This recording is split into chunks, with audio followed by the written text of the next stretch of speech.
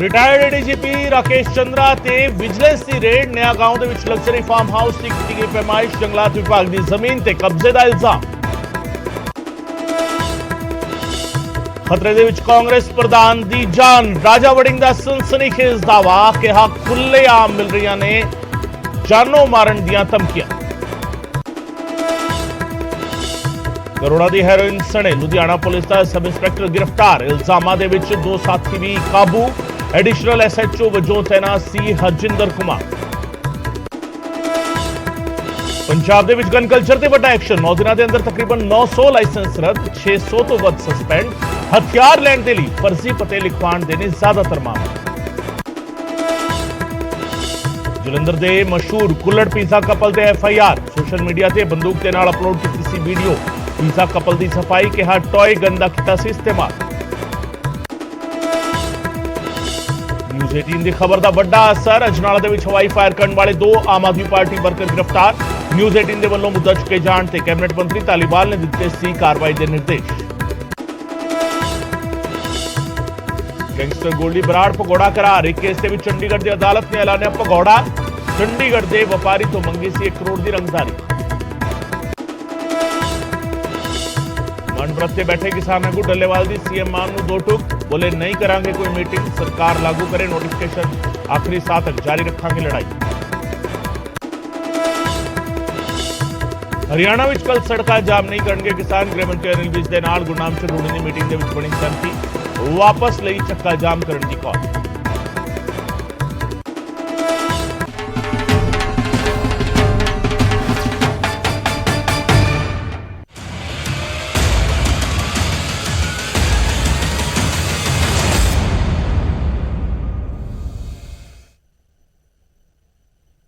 अफसर दी माया नगरी और अफसर दी माया नगरी अस्थान दिखाने जा रहे हैं। जिहड़ी माया नगरी सिरजी गई है फार्म हाउस के वजों। जी हाँ, रिटायर्ड एडीजीपी राकेश चंद्रा ते विजिलेंस की रेड चल रही है। नया गांव वाले फार्म हाउस से विजिलेंस रेड कर रही है। विजिलेंस की टेक्निकल टीम ने छापेमारी की।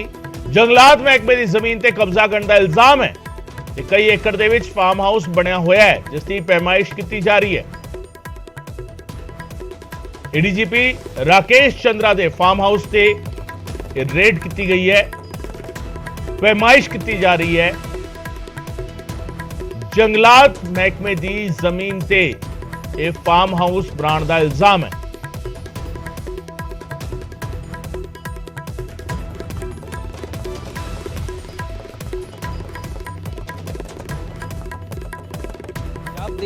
रिटायर्ड एडीजी राकेश चंद्रा दे फार्म हाउस नया गांव च फार्म हाउस हैगा। 3 एकड़ तो भी ज्यादा जिहड़ा एरिया च फैला होया फार्म हाउस, उत्थे विजिलेंस ने रेड की है। असी बिल्कुल फार्म हाउस के बाहर ही खड़े हाँ जिथे जिहड़ी विजिलेंस की जिहड़ी टैक्नीकल टीम है वो पैमाइश करती नजर आ रही है। तुहानूं दस दईए कि हुण तक की जिहड़ी जानकारी मिली है कि इहदे विच जिहड़ी विजिलेंस नूं शिकायत दित्ती सी ते शिकायत विच कहा सीगा कि ये फॉरेस्ट एरिया ते नजायज जिहड़ा है वो बनाया गया है, जिन्हों लैके अज विजिलेंस दी एक टैक्नीकल टीम इत्थे पहुंची है जिथे पूरी पैमाइश की जा रही है। हालांकि कोशिश की असी डीजीपी जिहड़े हैगे एडीजीपी जिहड़े रिटायर्ड ने ये विजिलेंस दी टीम है जिहड़ी है हुण जांदी नजर आ रही है। पूरी जिहड़ी पैमाइश की गई है। विजिलेंस दी जिहड़ी टीम इत्थे पहुंची सी ते विजिलेंस दी टीम जे हालांकि अधिकारियों ने किस तरह की कोई गलबात नहीं की, लेकिन हुण तक दी जिहड़ी जानकारी जिहड़ी दित्ती जा रही है कि विजिलेंस दी एक टैक्नीकल टीम इत्थे पहुंच के पूरा जिहड़ा है पैमाइश करदी नजर आई। क्योंकि शिकायत मिली सी विजिलेंस नूं कि ये पूरा नजायज बनया होया है। ये 3 एकड़ तो भी वध एरिया च ये जिहड़ा फार्म हाउस बनाया गया, जिहड़े रिटायर्ड पंजाब एडीजी ने राकेश चंद्रा ये रिटायर्ड होए ने, पिछले साल ये रिटायर्ड होए ने एडीजी रूल्स दे पद तो ये रिटायर्ड होए ने। हालांकि इन्होंने कैमरे दे अगे नहीं बल्कि इन्होंने कहा कि जिहड़ी हुण तक की जिहड़ी जानकारी इन्होंने दी है कि एक फोन इन्होंने आया सीगा कि किसी ने शिकायत की है ते शिकायत करन तो बाद इन्होंने हुण पैमाइश जिहड़ी है वो की जा रही है ते हुण टैक्नीकल जिहड़ी विजिलेंस की जिहड़ी टीम है वो हुण पूरी पैमाइश करती नजर आ रही है। हालांकि इन्हों का साफ तौर पर कहना है कि पूरी जिहड़ी हैगी है साडे कोल पूरा जिहड़ा जैनुअन तरीके नाल असीं ये सारी जिहड़ा एरिया खरीदा सी और उस तो बाद इहनूं करीब 2009 तो ही अपने कोल ये सारी चीज़ां ने जिन्होंने लैके किसी भी तरह की कोई गलबात इस तरह की नहीं है। इस तो पहला किसी तरह की कोई गलबात नहीं हुई है। हालांकि पैमाइश जरूर की जा रही है विजिलेंस वालों और पूरी तरह चैकिंग जी की जा रही है। ਹਾਲਾਂਕਿ ਇਹ ਜਿਹੜੀ ਹੁਣ ਤੱਕ ਦੀ ਜਿਹੜੀ ਜਾਣਕਾਰੀ ਵਿਜੀਲੈਂਸ ਵੱਲੋਂ ਦਿੱਤੀ ਗਈ ਹੈ ਕਿ ਇੱਕ ਕੰਪਲੇਂਟ ਆਈ ਸੀ ਇਸ ਫਾਰਮ ਹਾਊਸ ਤੋਂ ਇਲਾਵਾ ਹੋਰ ਵੀ ਇੱਕ ਦੋ ਫਾਰਮ ਹਾਊਸ ਹੈਗੇ ਉਹਨਾਂ ਦੀ ਸ਼ਿਕਾਇਤ ਜਿਹੜੀ ਹੈ ਉਹ ਮਿਲੀ ਸੀ, ਜਿਸ ਤੋਂ ਬਾਅਦ ਵਿਜੀਲੈਂਸ ਦੀ ਜਿਹੜੀ ਟੀਮ ਹੈ ਉਹਨਾਂ ਨੇ ਇਹ ਸਾਰਾ ਜਿਹੜਾ ਹੈ ਉਹ ਪੈਮਾਇਸ਼ ਕੀਤੀ ਜਾ ਰਹੀ ਹੈ। ਤਸਵੀਰਾਂ ਤੁਸੀਂ ਵੇਖ ਰਹੇ ਹੋ, ਇਹ ਵਿਜੀਲੈਂਸ ਦੀ ਟੈਕਨੀਕਲ ਟੀਮ ਹੈ ਜੋ ਕਿ ਪੂਰੀ ਪੈਮਾਇਸ਼ ਕਰਦੀ ਨਜ਼ਰ ਆ ਰਹੀ ਹੈ। ਕਿੰਨਾ ਵੱਡਾ ਏਰੀਆ ਹੈਗਾ, ਕਿੰਨੇ ਏਰੀਆ 'ਚ ਲੱਗਿਆ ਹੋਇਆ, ਕਿੰਨਾ ਬਹੁਤ ਵੱਡਾ ਫਾਰਮ। ਸੋ ਹਰ ਤਰੀਕੇ ਜਿਹੜਾ ਹੈਗਾ ਜਾਂਚ ਕੀਤੀ ਗਈ ਹੈ। ਵਿਜੀਲੈਂਸ ਦੀ ਟੈਕਨੀਕਲ ਟੀਮ ਪਹੁੰਚੀ ਹੋਈ ਸੀ, ਪੈਮਾਇਸ਼ ਕੀਤੀ ਹੈ ਟੈਕਨੀਕਲ ਟੀਮ ਨੇ, ਔਰ ਬਹੁਤ ਕੁਝ ਜਿਹੜਾ ਹੈਗਾ ਕੀਤਾ ਗਿਆ ਹੈ ਇਸ ਪੂਰੀ ਕਾਰਵਾਈ ਦੇ ਦੌਰਾਨ। ਮੇਰੇ ਸਹਿਯੋਗੀ ਮਨੋਜ ਰਾਠੀ ਇਸ ਵੇਲੇ ਮੇਰੇ ਨਾਲ ਜੁੜ ਰਹੇ ਨੇ, ਉਹਨਾਂ ਦੇ ਨਾਲ ਗੱਲ ਕਰਦੇ ਹਾਂ। ਮਨੋਜ, ਵਿਜੀਲੈਂਸ ਦੀ ਟੀਮ ਨੇ ਕਾਫੀ ਕੁਝ ਕਾਰਵਾਈ ਜਿਹੜਾ ਹੈਗਾ ਅੱਜ ਕੀਤੀ ਹੈ, ਪੈਮਾਇਸ਼ ਕੀਤੀ ਹੈ। ਏਡੀਜੀਪੀ ਰਾਕੇਸ਼ ਚੰਦਰਾ ਕਿਵੇਂ ਵਿਜੀਲੈਂਸ ਦੇ ਰਡਾਰ ਤੇ ਆਏ ਨੇ?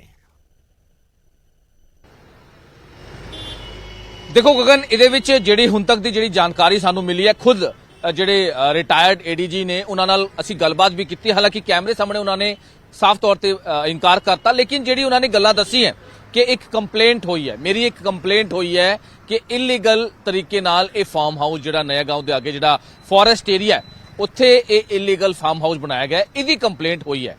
ਵਿਜੀਲੈਂਸ ਨੂੰ ਇਹ ਕੰਪਲੇਂਟ ਹੋਈ ਹੈ। ਵਿਜੀਲੈਂਸ ਦੇ ਅਧਿਕਾਰੀਆਂ ਨਾਲ ਅਸੀਂ ਗੱਲਬਾਤ ਕੀਤੀ ਹੈ, ਹਾਲਾਂਕਿ ਹਜੇ ਔਨ ਰਿਕਾਰਡ ਕੈਮਰੇ ਦੇ ਅੱਗੇ ਉਹਨਾਂ ਨੇ ਵੀ ਗੱਲਬਾਤ ਨਹੀਂ ਕੀਤੀ, ਕਿਉਂਕਿ ਹੁਣ ਸ਼ੁਰੂਆਤ ਹੈ, ਕਹਿ ਸਕਦੇ ਸ਼ੁਰੂਆਤ ਹੈ ਕਿ ਪੈਮਾਇਸ਼ ਅੱਜ ਜਿਹੜੇ ਫਾਰਮ ਹਾਊਸ ਦੀ ਕੀਤੀ ਹੈ। ਕਰੀਬ 3 ਘੰਟੇ ਇਹ ਪੂਰੀ ਵਿਜੀਲੈਂਸ ਦੀ ਜਿਹੜੀ ਟੈਕਨੀਕਲ ਟੀਮ ਹੁੰਦੀ ਹੈ, ਫਲਾਈਂਗ ਸਕੁਆਡ ਦੀ ਜਿਹੜੀ ਟੈਕਨੀਕਲ ਟੀਮ ਹੁੰਦੀ ਹੈ, ਉਹ ਅੱਜ ਪਹੁੰਚੀ ਸੀ ਤੇ ਇੱਕ ਜਿਹੜਾ ਫਾਰਮ ਹਾਊਸ ਦਾ ਇੱਕ ਪੁਆਇੰਟ ਜਿਹੜਾ ਹੈ ਉਹ ਪੈਮਾਇਸ਼ ਕੀਤੀ ਗਈ ਹੈ। ਹੁਣ ਤੱਕ ਦੀ ਜਿਹੜੀ ਸਾਨੂੰ ਜਾਣਕਾਰੀ ਮਿਲੀ ਹੈ, ਜਿਹੜੇ ਸੋਰਸਿਸ ਦੱਸ ਰਹੇ ਵਿਜੀਲੈਂਸ ਦੇ, ਇਹਦੇ ਵਿੱਚ ਪਹਿਲਾਂ ਆਨਲਾਈਨ ਕੰਪਲੇਂਟ ਪਾਈ ਸੀ ਇੱਕ ਸ਼ਖਸ ਨੇ, ਹਾਲਾਂਕਿ ਉਹਦਾ ਨਾਂ ਅਸੀਂ ਡਿਸਕਲੋਜ਼ ਨਹੀਂ ਕਰ ਸਕਦੇ ਕਿਉਂਕਿ ਇਹ ਇਨਵੈਸਟੀਗੇਸ਼ਨ ਦਾ ਪਾਰਟ ਵੀ ਹੁੰਦਾ ਹੈ, ਕਿਉਂਕਿ ਹਜੇ ਸਟਾਰਟਿੰਗ ਹੈ।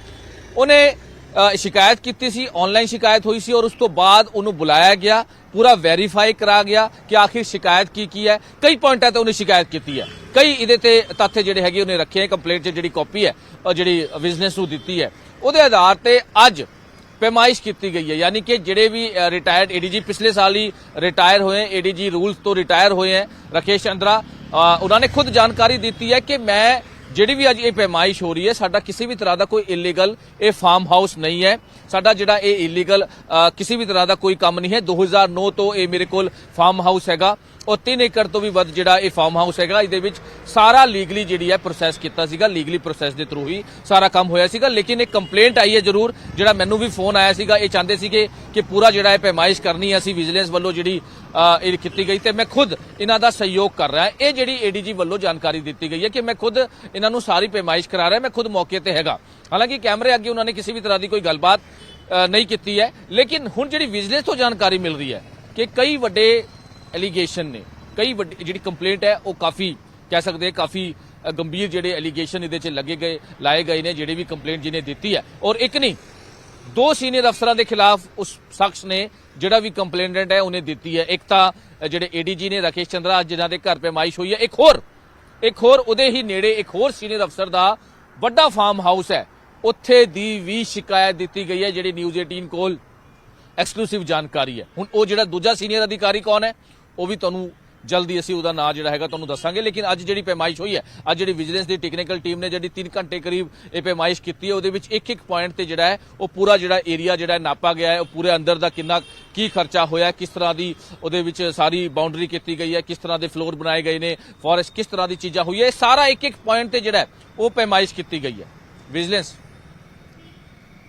ਗਗਨ, ਬਿਲਕੁਲ ਮਨੋਜ, ਜਿਸ ਤਰੀਕੇ ਤੁਸੀਂ ਦੱਸ ਰਹੇ ਹੋ ਇਹ ਰਾਕੇਸ਼ ਚੰਦਰਾ ਦਾ ਪੱਖ ਹੈ, ਪਰ ਮਨੋਜ ਇਸੇ ਮਾਮਲੇ ਦੇ ਨਾਲ ਜੁੜੀਆਂ ਕੜੀਆਂ ਜਦੋਂ ਅਸੀਂ ਫਰੋਲ ਰਹੇ ਹਾਂ ਤਾਂ ਇੱਕ ਤੱਥ ਇਹ ਵੀ ਸਾਹਮਣੇ ਆਉਂਦਾ ਹੈ ਕਿ ਪਿਛਲੀ ਸਰਕਾਰ ਵੇਲੇ ਜਦੋਂ ਸੁਖਜਿੰਦਰ ਰੰਧਾਵਾ ਦੇ ਕੋਲ ਇਹ ਮਹਿਕਮਾ ਸੀ, ਉਹਨਾਂ ਨੇ ਵੀ ਇੱਕ ਜਾਂਚ ਆਰੰਭੀ ਸੀਗੀ, ਏਡੀਜੀਪੀ ਆਪਰੇਸ਼ਨ ਰਾਕੇਸ਼ ਚੰਦਰਾ ਦੇ ਖਿਲਾਫ ਸ਼ਿਕਾਇਤ ਮਿਲੀ ਸੀਗੀ, ਔਰ ਕਈ ਸਾਰੇ ਇਲਜ਼ਾਮ ਉਸ ਵੇਲੇ ਵੀ ਰਾਕੇਸ਼ ਚੰਦਰਾ ਤੇ ਲੱਗੇ ਸਨ। 2021 ਦਾ ਇਹ ਜਿਹੜਾ ਮਾਮਲਾ ਜਿਹੜਾ ਹੈਗਾ ਉਹ ਮਿਲ ਰਿਹਾ ਇਸ ਵੇਲੇ ਕਿ ਉਸ ਵੇਲੇ ਵੀ ਇਲਜ਼ਾਮ ਲੱਗੇ ਸਨ, ਔਰ ਇਲਜ਼ਾਮ ਕਾਫੀ ਸੰਗੀਨ ਸਨ।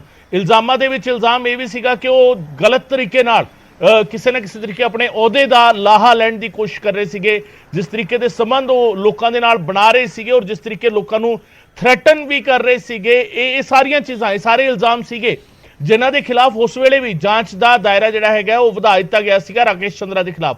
ਸੋ ਕਿਤੇ ਨਾ ਕਿਤੇ ਇੱਕ ਸਵਾਲ ਤਾਂ ਜ਼ਰੂਰ ਹੈਗਾ ਕਿ ਰਾਕੇਸ਼ ਚੰਦਰਾ ਦਾ ਜਿਹੜਾ ਇਹ ਕਹਿ ਲਿਆ ਜਾਵੇ ਕਿ ਅਕਸ ਬਿਲਕੁਲ ਬੇਦਾਗ ਤਾਂ ਨਹੀਂ ਹੈਗਾ, ਸਵਾਲਾਂ ਦੇ ਘੇਰੇ ਵਿੱਚ ਤਾਂ ਹੈਗਾ। ਪਰ ਅੱਜ ਜਿਹੜੀ ਕਾਰਵਾਈ ਹੋਈ ਹੈ ਮਨੋਜ, ਵਿਜੀਲੈਂਸ ਨੇ ਜਿਹੜੀ ਅੱਜ ਕਾਰਵਾਈ ਕੀਤੀ ਹੈ, ਵਿਜੀਲੈਂਸ ਨੇ ਹੁਣ ਇਹ ਸਾਰਾ ਰਿਕਾਰਡ ਪੈਮਾਇਸ਼ ਤੁਸੀਂ ਦਿਖਾਇਆ, ਪੈਮਾਇਸ਼ ਕੀਤੀ ਗਈ ਹੈ ਇਸ ਪੂਰੇ ਇਲਾਕੇ ਦੀ 3 ਏਕੜ ਦੇ ਵਿੱਚ ਇਹ ਫਾਰਮ ਹਾਊਸ ਬਣਿਆ ਹੋਇਆ ਹੈ। ਹੁਣ ਇਸ ਤੋਂ ਅੱਗੇ ਕੀ ਸਿਰਫ ਇੱਥੇ ਤੱਕ ਕਾਰਵਾਈ ਜਿਹੜਾ ਹੈਗਾ ਉਹ ਹੋ ਜਾਵੇਗੀ, ਰਿਕਾਰਡ ਬਣ ਜਾਵੇਗਾ ਜਾਂ ਪੁੱਛਗਿੱਛ ਵੀ ਹੋਵੇਗੀ? ਦੇਖੋ ਇਹਦੇ ਵਿੱਚ ਬਹੁਤ ਅਹਿਮ ਤੁਹਾਡਾ ਸਵਾਲ ਹੈ ਕਿ ਅੱਗੇ ਕੀ ਹੋਣ ਵਾਲਾ ਹੈ। ਥੋੜਾ ਜਿਹਾ ਆਪਾਂ ਪਿੱਛੇ ਜਾਈਏ ਕਿ ਜਿਹੜੀ ਵੀ ਵਿਜੀਲੈਂਸ ਵੱਲੋਂ ਕਿਸੇ ਵੀ ਅਫਸਰ ਦੀ, ਕਿਸੇ ਵੀ ਜਿਹੜੇ ਮੰਤਰੀ ਦੀ ਅਸੀਂ ਗੱਲ ਕਰ ਲਈਏ, ਜਿਹੜੇ ਤੇ ਵੀ ਕਾਰਵਾਈ ਹੋਈ ਹੈ, ਉਸ ਤੋਂ ਪਹਿਲਾਂ ਜਿਹੜੀ ਸ਼ੁਰੂਆਤ ਹੁੰਦੀ ਹੈ ਉਹ ਪੈਮਾਇਸ਼ ਤੇ ਹੀ ਹੁੰਦੀ ਹੈ। ਉਹਦੇ ਜਿਹੜੇ ਵੀ ਉਹਦੀ ਪ੍ਰਾਪਰਟੀ ਹੁੰਦੀ ਹੈ, ਜਿਹੜੇ ਵੀ ਉਹਦੇ ਫਾਰਮ ਹਾਊਸ ਹੁੰਦੇ ਹੈ, ਜਿਹੜੇ ਵੀ ਉਹਦੇ ਫਲੈਟਸ ਹੁੰਦੇ ਹੈ, ਕੋਠੀ ਹੁੰਦੀ ਹੈ, ਵਿਲਾਸ ਹੁੰਦੇ ਹੈ, ਉਹਨਾਂ ਦੀ ਸਾਰੀ ਪੈਮਾਇਸ਼ ਕੀਤੀ ਜਾਂਦੀ ਹੈ। ਪ੍ਰੋਸੈਸ ਹੁੰਦਾ ਹੈ ਵਿਜੀਲੈਂਸ ਦਾ, ਕਾਰਵਾਈ ਜਿਹੜੀ ਹੈ ਸ਼ੁਰੂ ਹੁੰਦੀ ਹੈ, ਇਹਦੇ ਵਿੱਚ ਪ੍ਰੋਸੈਸ ਹੁੰਦਾ ਹੈ। ਤੇ ਹੁਣ ਜਿਹੜਾ ਤੁਸੀਂ ਕਹਿ ਰਹੇ ਹੋ ਇਹ 2021 ਦਾ, ਉਸ ਟਾਈਮ ਇਹ ਉਹੀ ਟਾਈਮ ਸੀਗਾ ਜਦ ਇਹ ਰਿਟਾਇਰ ਹੋਏ ਸੀਗੇ ਰਾਕੇਸ਼ ਚੰਦਰਾ। ਉਸੇ ਟਾਈਮ ਇਲਜ਼ਾਮ ਲੱਗੇ ਸੀਗੇ ਤੇ ਇਨਕੁਆਇਰੀ ਵੀ ਮਾਰਕ ਹੋਈ ਸੀ, ਉਹਦੇ ਵਿੱਚ ਇਨਕੁਆਇਰੀ ਕਰਨ ਦੀ ਜਿਹੜੀ ਗੱਲ ਹੋਈ ਸੀ। ਹਾਲਾਂਕਿ ਬਿਲਕੁਲ ਤੁਸੀਂ ਗੱਲ ਸਹੀ ਕਹੀ ਕਿ ਬੇਦਾਗ ਜਿਹੜੇ ਹੈਗੇ, ਹੁਣ ਸਾਰੀ ਚੀਜ਼ਾਂ ਜਿਹੜੀ ਹੈ ਦੇਖਦੇ ਹੋਏ ਵਿਜੀਲੈਂਸ ਦੀ ਅੱਜ ਤੋਂ ਸ਼ੁਰੂਆਤ ਹੋਈ ਹੈ, ਪੈਮਾਇਸ਼ ਹੋਈ ਹੈ। ਹੁਣ ਅੱਗੇ ਜਿਹੜੇ ਵਿਜੀਲੈਂਸ ਦੇ ਅਧਿਕਾਰੀ ਕਹਿੰਦੇ ਨਜ਼ਰ ਆ ਰਹੇ ਕਿ ਹੁਣ ਸਾਰੀ ਚੀਜ਼ਾਂ ਜਿਹੜੀਆਂ ਪੁਆਇੰਟ ਟੂ ਪੁਆਇੰਟ ਜਿਹੜੇ ਸਟੈਪ ਬਾय ਸਟੈਪ ਕੀਤਾ ਜਾਏਗਾ, ਜਿਹੜੇ ਵੀ ਹੁਣ ਵੱਡੇ ਪ੍ਰੂਫ ਮਿਲਦੇ ਰਹਿਣਗੇ ਉਹਦੇ ਹਿਸਾਬ ਨਾਲ ਕਾਰਵਾਈ ਕੀਤੀ ਜਾਏਗੀ, ਔਰ ਉਸ ਹਿਸਾਬ ਨਾਲ ਜਿਹੜੀ ਵੀ ਬਣਦੀ ਕਾਰਵਾਈ ਹੋਏਗੀ ਉਹ ਕੀਤੀ ਜਾਏਗੀ। ਤੁਸੀਂ ਪਿਛਲਾ ਕੇਸ ਦੇਖ ਲਓ, ਆਸ਼ੀਸ਼ ਕਪੂਰ ਦਾ ਤੁਸੀਂ ਕੇਸ ਦੇਖ ਲਓ। ਹਾਲਾਂਕਿ ਉਹਨਾਂ ਦੇ ਵੀ 1 ਕਰੋੜ ਦੀ ਜਿਹੜੀ ਰਿਸ਼ਵਤ ਲੈਣ ਦਾ, ਉਹ ਵੀ AIG ਸੀਗੇ ਵਿਜੀਲੈਂਸ ਦੇ, ਉਹਨਾਂ ਤੇ ਵੀ ਐਲੀਗੇਸ਼ਨ ਲਗਾ। ਔਰ ਸਟਾਰਟਿੰਗ ਕਿੱਥੋਂ ਹੋਈ? ਉਹਨਾਂ ਦੇ ਘਰ ਦੀ, ਉਹਨਾਂ ਦੇ ਫਾਰਮ ਹਾਊਸ ਦੀ, ਉਹਨਾਂ ਦੇ ਹੋਰ ਵੀ ਉਹਦੀ ਸਾਰੀ ਚੀਜ਼ਾਂ ਦੀ ਪੈਮਾਇਸ਼ ਕੀਤੀ ਗਈ ਸੀ। ਪਹਿਲਾਂ ਪੈਮਾਇਸ਼ ਕੀਤੀ ਗਈ ਸੀ ਵਿਜੀਲੈਂਸ ਵੱਲੋਂ, ਔਰ ਉਸ ਤੋਂ ਬਾਅਦ ਕਾਰਵਾਈ ਅੱਗੇ ਵਧਾਉਂਦੇ ਹੋਏ ਉਹਨਾਂ ਦੇ ਖਿਲਾਫ ਮਾਮਲਾ ਦਰਜ ਹੋਇਆ ਸੀਗਾ, ਉਹਨਾਂ ਦੀ ਗ੍ਰਿਫਤਾਰੀ ਹੋਈ ਸੀ, ਔਰ ਇਸ ਵੇਲੇ ਉਹ ਜੇਲ੍ਹ 'ਚ ਨੇ। ਤੇ ਇਹ ਸਾਰਾ ਪ੍ਰੋਸੈਸ ਹੁੰਦਾ ਹੈ, ਇਹ ਸਾਰਾ ਪ੍ਰੋਸੈਸ ਹੁੰਦਾ ਹੈ ਵਿਜੀਲੈਂਸ ਦਾ। ਹੁਣ ਜਿਹੜੀ ਵੀ ਕਾਰਵਾਈ ਹੋ ਰਹੀ ਹੈ ਜਾਂ ਫਿਰ ਜਿਹੜੀ ਵੀ ਕੰਪਲੇਂਟ ਮਿਲੀ ਹੈ, ਉਹ ਪੁਆਇੰਟ ਟੂ ਪੁਆਇੰਟ ਵਿਜੀਲੈਂਸ ਕੰਮ ਕਰ ਰਹੀ ਹੈ। ਗਗਨ, ਬਿਲकुल मनोज, विजिलेंस फिलहाल कार्रवाई ਜਿਹੜਾ ਹੈਗਾ ਉਹ ਕਰ ਰਹੀ ਹੈ ਔਰ ਕਾਰਵਾਈ ਤੋਂ ਬਾਅਦ ਅੱਗੇ ਕੀ ਹੋਏਗਾ ਫਿਲਹਾਲ ਇਹ ਦੇਖਣਾ ਹੋਏਗਾ। ਪੁੱਛਗਿੱਛ ਲਈ ਸੱਦੀ ਹੈ, ਸਵਾਲ ਜਵਾਬ ਹੁੰਦੇ ਨੇ, ਬਹੁਤ ਕੁਝ ਜਿਹੜਾ ਹੈਗਾ ਹਜੇ ਹੋਣਾ ਬਾਕੀ ਹੈ ਇਸ ਪੂਰੇ ਮਾਮਲੇ ਦੇ ਵਿੱਚ। ਰਾਕੇਸ਼ ਚੰਦਰਾ ਦੇ ਫਾਰਮ ਹਾਊਸ ਤੇ ਵਿਜੀਲੈਂਸ ਨੇ ਰੇਡ ਕੀਤੀ ਹੈ, ADGP ਆਪਰੇਸ਼ਨਸ ਰਹੇ ਨੇ ਰਾਕੇਸ਼ ਚੰਦਰਾ, ਰਿਟਾਇਰਡ ਨੇ ਹੁਣ, ਨਇਆ ਗਾਂव ਮੋਹਾਲੀ ਤੋਂ ਇਹ ਤਸਵੀਰਾਂ ਤੁਹਾਨੂੰ ਦਿਖਾ ਰਹੇ ਸੀ ਅਸੀਂ, ਮੇਰੇ ਸਹਿਯੋਗੀ ਮਨੋਜ ਰਾਠੀ ਲਗਾਤਾਰ ਰਿਪੋਰਟ ਦੇ ਰਹੇ ਨੇ ਇਸ ਪੂਰੇ ਮਾਮਲੇ ਦੇ ਉੱਤੇ। ਔਰ ਰਾਕੇਸ਼ ਚੰਦਰਾ ਦਾ ਜਿਹੜਾ ਅਕਸ ਰਿਹਾ ਉਹ ਸਵਾਲਾਂ ਦੇ ਘੇਰੇ ਵਿੱਚ ਤਾਂ ਰਿਹਾ। 2021 ਤੋਂ ਵੀ ਉਹਨਾਂ ਦੇ ਖਿਲਾਫ ਜਿਹੜਾ ਹੈਗਾ ਕੁਝ ਮਾਮਲਿਆਂ ਦੇ ਵਿੱਚ ਜਾਂਚ ਚੱਲ ਰਹੀ ਸੀਗੀ ਔਰ ਇਹ ਫਾਰਮ ਹਾਊਸ ਦੀਆਂ ਤਸਵੀਰਾਂ ਨੇ ਜਿਸ ਫਾਰਮ ਹਾਊਸ ਦੀ ਅੱਜ ਪੈਮਾਇਸ਼ ਕੀਤੀ ਗਈ ਹੈ।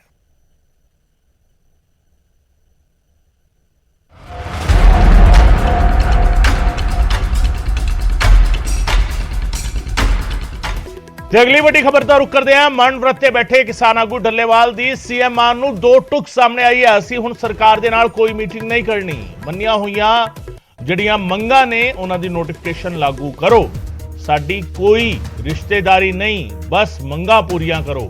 ਅਸੀਂ CM ਦੇ ਬੰਨੇ ਹੋਏ ਨਹੀਂ ਜੋ ਮੀਟਿੰਗਾਂ ਕਰੀਏ। ਪਹਿਲਾਂ 5 ਮੀਟਿੰਗਾਂ ਕੀਤੀਆਂ, ਕੁਝ ਨਹੀਂ ਨਿਕਲਿਆ। ਕਿਸਾਨਾਂ ਤੇ ਪਰਾਲੀ ਸਾੜਨ ਦੇ ਦਰਜ ਕੀਤੇ ਗਏ ਕੇਸ ਰੱਦ ਕਰੋ। ਸਰਕਾਰ ਤੇ ਵਾਅਦਾ ਖਿਲਾਫੀ ਦਾ ਇਲਜ਼ਾਮ ਲਾਇਆ। ਉਹਨਾਂ ਕਿਹਾ ਕਿ ਸਰਕਾਰ ਦੇ ਖਿਲਾਫ ਆਖਰੀ ਸਾਹ ਤੱਕ ਲੜਾਂਗੇ। ਜਗਜੀਤ ਸਿੰਘ ਡੱਲੇਵਾਲ ਨੇ ਸਪਸ਼ਟ ਕਰ ਦਿੱਤਾ, ਸਰਕਾਰ ਦੇ ਖਿਲਾਫ ਆਖਰੀ ਸਾਹ ਤੱਕ ਲੜਾਂਗੇ।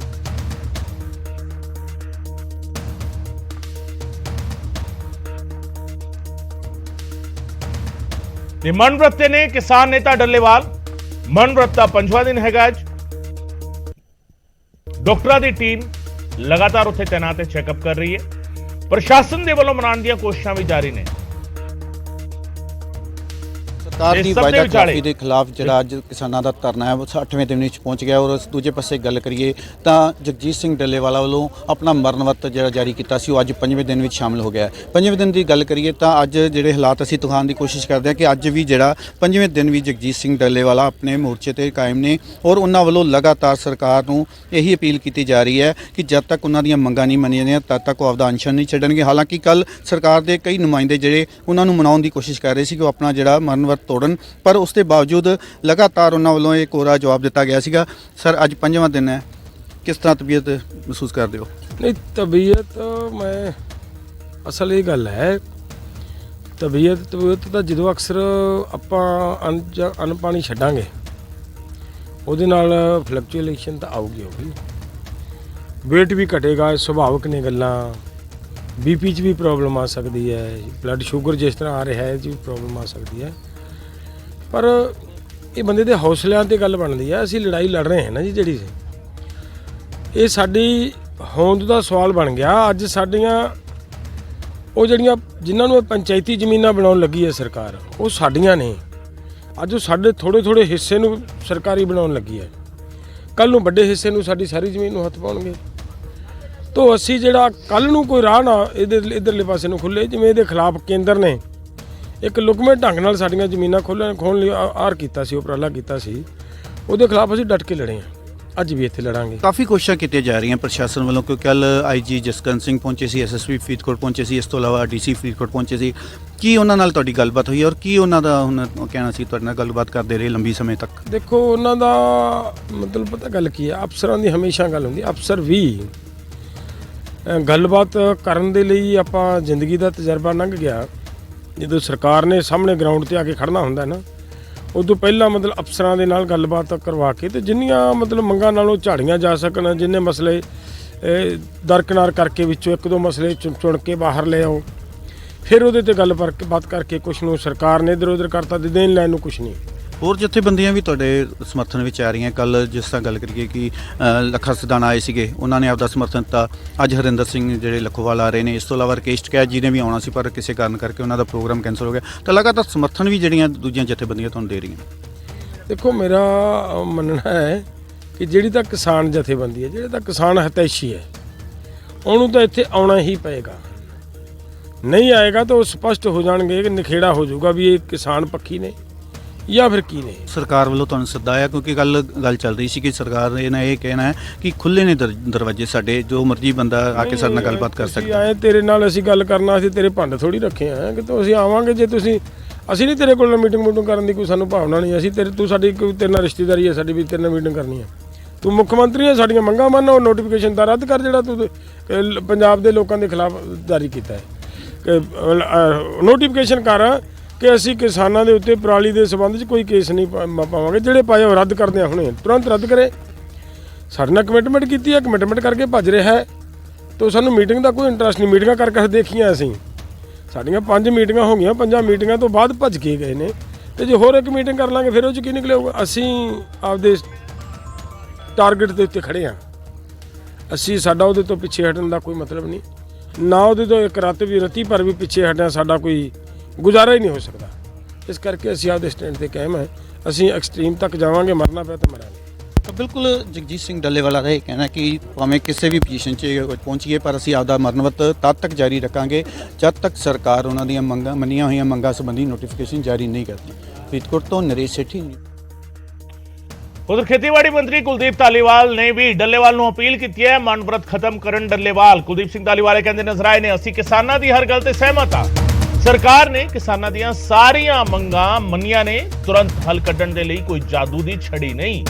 ਡੱਲੇਵਾਲ ਨੇ ਕਿਹਾ ਕਿ ਮੁੱਖ ਮੰਤਰੀ ਭਗਵੰਤ ਮਾਨ ਨੇ ਕਿਸਾਨਾਂ ਦੇ ਨਾਲ ਸਭ ਤੋਂ ਜ਼ਿਆਦਾ ਮੀਟਿੰਗਾਂ ਕੀਤੀਆਂ ਤੇ ਉਹਨਾਂ ਨੂੰ ਖੁੱਲਾ ਸਮਾਂ ਵੀ ਦਿੱਤਾ।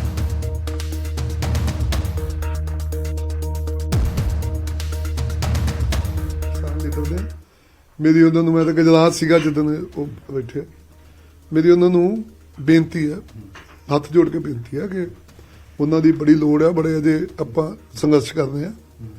ਮਰਨਵਤ ਤੇ ਤਾਂ ਬੈਠ ਜੇ ਕੋਈ ਸਰਕਾਰ ਦੂਜੀ ਹੋਵੇ।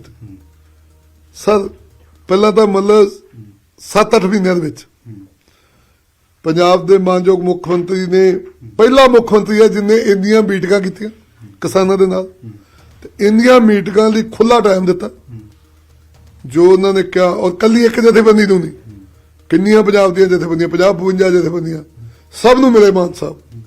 ਦੇਖੋ ਤੁਹਾਨੂੰ ਇਦਾਂ ਦਾ ਐਕਸ਼ਨ ਤੇ ਤਾਂ ਕਰਨਾ ਚਾਹੀਦਾ ਜੇ ਸਰਕਾਰ ਕਿਸੇ ਗੱਲ ਤੋਂ ਇਨਕਾਰੀ ਕਰੇ। ਤੇ ਅਸੀਂ ਜਦੋਂ ਹਰ ਗੱਲ ਦੇ ਉੱਤੇ ਤੁਹਾਡੇ ਨਾਲ ਮਤਲਬ ਸਹਿਮਤ ਹਾਂ, ਹਰ ਗੱਲ ਦੇ ਉੱਤੇ ਅਸੀਂ ਮੀਟਿੰਗ ਕਰਦੇ ਹਾਂ, ਉਹਦਾ ਹੱਲ ਕੱਢਦੇ ਹਾਂ। ਇਹ ਵੇਖੋ ਹੱਲ ਕੱਢਣਾ ਕੋਈ ਜਾਦੂ ਦੀ ਛੜੀ ਤਾਂ ਹੈ ਨਹੀਂ ਵੀ ਇੱਕਦਮ ਇੱਥੋਂ ਫੈਸਲਾ ਕੀਤਾ ਉੱਥੇ ਜਾ ਕੇ ਜੀ ਓਕੇ ਜੀ ਹੋ ਗਿਆ। ਹੁਣ ਉਹਨਾਂ ਦਾ ਮਰਨ ਵਰਤ ਤੁਸੀਂ ਕਿਵੇਂ ਤੜਾਓਗੇ? ਤੁਸੀਂ ਜਾਓਗੇ ਮਿਲਣ ਕਿ ਜਾਂ ਕਿਵੇਂ ਹੋਵੇਗਾ? ਆਪਾਂ ਕਰਾਂਗੇ ਇਹਦੀ ਗੱਲ ਦੀ, ਬੰਦ ਕਿਉਂ ਦੇਣਾ ਉਹਨਾਂ ਨੂੰ? ਸਾਡੇ ਆਗੂ ਨੇ, ਕਿਸਾਨ ਲੀਡਰ ਨੇ, ਉਹ ਏਦਾਂ ਦੀ ਕੋਈ ਗੱਲ ਨਹੀਂ। ਉਹਨਾਂ ਨੂੰ ਮੇਰੀ ਅਪੀਲ ਹੈ ਕਿ ਉਹਨੂੰ ਮੋੜ ਆਪਣਾ ਇਹਦੇ ਤੇ ਵਿਚਾਰ ਕਰਨ। ਉਧਰ ਕਿਸਾਨਾਂ ਦੇ ਪੱਕੇ ਮੋਰਚੇ ਨੂੰ ਲੈ ਕੇ ਭਾਜਪਾ ਨੇ ਸੂਬੇ ਦੀ ਮਾਨ ਸਰਕਾਰ ਤੇ ਨਿਸ਼ਾਨਾ ਸਾਧਿਆ ਤੇ ਕਿਹਾ ਕਿ ਖੁਦ ਨੂੰ ਕਿਸਾਨ ਹਿਤੈਸ਼ੀ ਦੱਸਣ ਵਾਲੀ ਸਰਕਾਰ ਵਿੱਚ ਕਿਸਾਨ ਸੜਕਾਂ ਤੇ ਨੇ। ਤਾਂ ਅਕਾਲੀ ਆਗੂ ਬੰਟੀ ਰੋਮਾਣਾ ਨੇ ਫਰੀਦਕੋਟ ਪਹੁੰਚ ਕੇ ਕਿਸਾਨ ਆਗੂ ਡੱਲੇਵਾਲ ਦਾ ਹਾਲ ਜਾਣਿਆ ਤੇ ਉਹਨਾਂ ਨੂੰ ਹਰ ਸਮਰਥਨ ਦੇਣ ਦਾ ਐਲਾਨ ਕੀਤਾ। ਇਹ ਪੰਜਾਬ ਸਰਕਾਰ ਜਿਹੜੀ ਭਗਵੰਤ ਮਾਨ ਸਰਕਾਰ ਹੈ, ਇਹ ਕਿਸਾਨਾਂ ਦੀ ਖਾਸ ਸੀ। ਇਹ ਕਿਸਾਨਾਂ ਦੀ ਹੈਲਪ ਕਰਦੇ ਸੀ ਤੇ ਕਹਿੰਦੇ ਕਿਸਾਨਾਂ ਨੂੰ ਇਨਸਾਫ ਨਹੀਂ, ਸਾਲ ਹੋ ਗਿਆ ਮੋਦੀ ਸਾਹਿਬ ਇਹਨਾਂ ਦੀ ਸੁਣਾਈ ਨਹੀਂ ਕਰਦੇ। ਫਿਰ ਇਹ ਕਰ ਲੈਣ ਸੁਣਾਈ, ਹੁਣ ਕਰਨ ਸੁਣਾਈ। ਫਿਰ ਅੱਜ ਜਿੰਨੇ ਪੰਜਾਬ ਦਾ ਧਰਨਾ ਦਾ ਸਥਲ ਬਣਿਆ ਪਿਆ। ਆਮ ਆਦਮੀ ਪਾਰਟੀ ਜਦੋਂ ਕੋਈ ਟੈਂਕੀ ਚੜਿਆ ਬੈਠੇ, ਕੋਈ ਕਿਸੇ ਸੜਕ ਬੰਦ ਹੈ, ਚੰਡੀਗੜ੍ਹ ਜਾਵੇ ਪਤਾ ਨਹੀਂ ਬੰਦਾ ਕਿੰਨੀ ਦੇਰ ਤੇ ਪਹੁੰਚਦਾ, ਹਰ ਇੱਕ ਰੋਡ ਬੰਦ ਹੈ। ਅੱਜ ਜਾਂ ਇਹ ਕਰਕਰਾਂ ਨੂੰ ਕੁਝ ਹੈ ਨਹੀਂ, ਵਾਅਦੇ ਝੂਠੇ ਲੋਕਾਂ ਨਾਲ ਕੀਤੇ ਹੈ ਤਾਂ ਲੋਕ ਇਹਨਾਂ ਕੋਲ ਗੱਲ ਮੰਗਦੇ, ਇਹਨਾਂ ਕੋਲ ਹੈ ਕੁਝ ਹੈ ਨਹੀਂ। ਸਰਕਾਰ ਚਾਹਿਆ ਕਿ ਸਾਰੀਆਂ ਗੱਲਾਂ ਹੁਣ ਉਹਨੂੰ ਬੁਰੀਆਂ ਲੱਗਣ ਲੱਗ ਗਈਆਂ। ਜਿਹੜੇ ਲੋਕ ਨਿਸ਼ਕਾਮ ਹੋ ਕੇ ਲੋਕਾਂ ਦੀ ਲੜਾਈ ਲੜਦੇ ਆ, ਉਹਨਾਂ ਵਾਸਤੇ ਇਹ ਸ਼ਬਦ ਵਰਤਨੇ ਨਿੰਦਣਯੋਗ ਹੈ। ਦੂਜੀ ਗੱਲ, ਬੈਠੇ ਕਿਉਂ ਹੈ, ਹਾਲਾਤ ਕਿਉਂ ਬਣੇ ਇਹ? ਇਸ ਕਰਕੇ ਬਣੇ ਕਿ ਮੁੱਖ ਮੰਤਰੀ ਜਿਹੜੀਆਂ ਗੱਲਾਂ ਮੁੱਖ ਮੰਤਰੀ ਨੇ ਕੀਤੀਆਂ ਸੀ, ਇਹਨਾਂ ਦੇ ਨਾਲ ਮੀਟਿੰਗਾਂ ਹੋਈਆਂ, ਪਹਿਲੀ ਮਈ 'ਚ ਹੋਈ, ਫਿਰ ਜੂਨ 'ਚ ਹੋਈ, ਫਿਰ ਮੈਨੂੰ ਲੱਗਦਾ ਅਕਤੂਬਰ 'ਚ ਹੋਈ। 3 ਮੀਟਿੰਗਾਂ 'ਚ ਜਿਹੜੀਆਂ ਮੰਗਾਂ ਨੂੰ ਮੁੱਖ ਮੰਤਰੀ ਮੰਨੇ, ਜਿਹੜੀਆਂ ਮੰਗਾਂ ਨੂੰ ਸਰਕਾਰ ਮੰਨ ਚੁੱਕੀ ਸੀ, ਉਹਨਾਂ ਮੰਗਾਂ ਨੂੰ ਇੰਪਲੀਮੈਂਟ ਕਰਨ ਤੇ ਨਹੀਂ ਆ ਰਹੇ। ਤੇ ਜੇ ਤੁਸੀਂ ਕਿਸੇ ਗੱਲ ਨੂੰ ਮੰਨ ਚੁੱਕੇ ਹੋ ਤਾਂ ਫਿਰ ਉਹਦੀ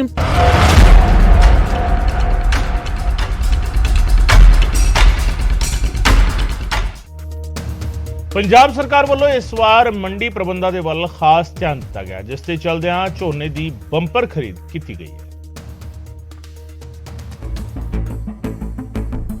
ਝੋਨੇ ਦੀ ਲਵਾਈ, ਫਸਲ ਦੀ ਦੇਖਭਾਲ ਤੇ ਰੱਖ-ਰਖਾਅ ਤੋਂ ਬਾਅਦ ਵਾਰੀ ਆਉਂਦੀ ਹੈ ਮੰਡੀਆਂ ਵਿੱਚ ਫਸਲ ਦੀ ਖਰੀਦੀ, ਜੋ ਕਿ ਕਿਸਾਨਾਂ ਦੇ ਨਾਲ-ਨਾਲ ਸਰਕਾਰ ਲਈ ਵੀ ਇੱਕ ਵੱਡੀ ਚੁਣੌਤੀ ਹੁੰਦੀ ਹੈ, ਜਿਸ ਨੂੰ ਲੈ ਕੇ ਕਈ ਵਾਰ ਕਿਸਾਨਾਂ ਨੂੰ ਭਾਰੀ ਦਿੱਕਤਾਂ ਦਾ ਸਾਹਮਣਾ ਵੀ ਕਰਨਾ ਪੈਂਦਾ ਸੀ। ਪਰ ਇਸ ਵਾਰ ਅਜਿਹਾ ਨਹੀਂ ਹੋਇਆ। ਪੰਜਾਬ ਦੀ ਮਾਨ ਸਰਕਾਰ ਨੇ ਇਸ ਵਾਰ ਖਰੀਦ ਪ੍ਰਬੰਧਾਂ ਤੇ ਵਿਸ਼ੇਸ਼ ਧਿਆਨ ਦਿੱਤਾ, ਜਿਸ ਦੇ ਚਲਦਿਆਂ ਝੋਨੇ ਦੀ ਖਰੀਦ ਦੇ ਕੰਮ ਨੂੰ ਬੜੇ ਹੀ ਸੁਚਾਰੂ ਢੰਗ ਦੇ ਨਾਲ ਨਿਪਟਾਇਆ ਜਾ ਰਿਹਾ ਹੈ। ਇਸ ਵਾਰ ਝੋਨੇ ਦੀ ਬੰਪਰ ਪੈਦਾਵਾਰ ਹੋਈ, ਜਿਸ ਦੀ ਸਰਕਾਰ ਵੱਲੋਂ ਸਮਾਂ ਰਹਿੰਦਿਆਂ ਬਿਨਾਂ ਕਿਸੇ ਦਿੱਕਤ ਪਰੇਸ਼ਾਨੀ ਦੇ ਖਰੀਦ ਕੀਤੀ ਗਈ ਤੇ ਨਾਲ ਹੀ ਸਮਾਂ ਰਹਿੰਦਿਆਂ ਕਿਸਾਨਾਂ ਨੂੰ ਇਸ ਦਾ ਭੁਗਤਾਨ ਵੀ ਕੀਤਾ ਗਿਆ। ਮੁੱਖ ਮੰਤਰੀ ਭਗਵੰਤ ਮਾਨ ਨੇ ਖੁਦ ਮੰਡੀਆਂ ਵਿੱਚ ਪਹੁੰਚ ਕੇ ਖਰੀਦ ਪ੍ਰਬੰਧਾਂ ਦਾ ਜਾਇਜ਼ਾ ਲਿਆ ਤੇ ਮੰਡੀਆਂ ਦੇ ਵਿੱਚ ਕਿਸਾਨਾਂ ਨੂੰ ਆਉਣ ਵਾਲੀਆਂ ਸਮੱਸਿਆਵਾਂ ਦਾ ਵੀ ਮੌਕੇ ਤੇ ਹੀ ਹੱਲ ਕੀਤਾ। ਸਰਕਾਰ ਦਾ ਦਾਅਵਾ ਹੈ ਕਿ ਝੋਨੇ ਦੀ ਖਰੀਦ ਸਰਕਾਰੀ ਟੀਚੇ ਦੇ ਨੇੜੇ ਪਹੁੰਚ ਗਈ ਹੈ। ਇਸ ਵਾਰ ਸਰਕਾਰ ਅੱਗੇ ਝੋਨੇ ਦੀ ਖਰੀਦ ਦਾ 184 ਲੱਖ ਮੀਟ੍ਰਿਕ ਟਨ ਦਾ ਟੀਚਾ ਸੀ ਤੇ ਹੁਣ ਤੱਕ 35,000 ਕਰੋੜ ਰੁਪਏ ਦਾ ਕਿਸਾਨਾਂ ਨੂੰ ਭੁਗਤਾਨ ਕੀਤਾ ਜਾ ਚੁੱਕਿਆ ਹੈ। ਖਰੀਦ ਪ੍ਰਬੰਧਾਂ ਨੂੰ ਸੁਖਾਲਾ ਬਣਾਉਣ ਦੇ ਲਈ ਇਸ ਵਾਰ 583 ਜਨਤਕ ਥਾਵਾਂ ਨੂੰ ਵਿਸ਼ੇਸ਼ ਮੰਡੀਆਂ ਦਾ ਦਰਜਾ ਦਿੱਤਾ ਗਿਆ। ਇਸ ਤੋਂ ਇਲਾਵਾ ਸਰਕਾਰ ਨੇ 1806 ਖਰੀਦ ਕੇਂਦਰ ਬਣਾਏ। ਇਸ ਸਭ ਦੇ ਦਰਮਿਆਨ ਜੋ ਸਭ ਤੋਂ ਖਾਸ ਗੱਲ ਰਹੀ, ਕਿਸਾਨਾਂ ਨੂੰ ਫਸਲਾਂ ਦਾ ਭੁਗਤਾਨ। ਸਰਕਾਰ ਵੱਲੋਂ ਸਮੇਂ ਸਿਰ ਕਿਸਾਨਾਂ ਨੂੰ ਫਸਲਾਂ ਦੀ ਪੇਮੈਂਟ ਜਾਰੀ ਕਰ ਦਿੱਤੀ ਗਈ। ਫਸਲਾਂ ਦੀ ਖਰੀਦ ਪ੍ਰਬੰਧਾਂ ਦੇ ਵਿੱਚ ਸੁਧਾਰ ਲਿਆ ਕੇ ਸਰਕਾਰ ਨੇ ਕਿਸਾਨਾਂ ਦੀਆਂ ਚਿੰਤਾਵਾਂ ਦੂਰ ਕਰ ਦਿੱਤੀਆਂ। ਉਮੀਦ ਕਰਦੇ ਹਾਂ ਕਿ ਆਉਣ ਵਾਲੇ ਸਮੇਂ ਦੇ ਵਿੱਚ ਵੀ ਪੰਜਾਬ ਸਰਕਾਰ ਕਿਸਾਨਾਂ ਦੇ ਲਈ ਇਸੇ ਤਰ੍ਹਾਂ ਕੰਮ ਕਰਦੀ ਰਹੇਗੀ। Bureau report, news 18 Punjab.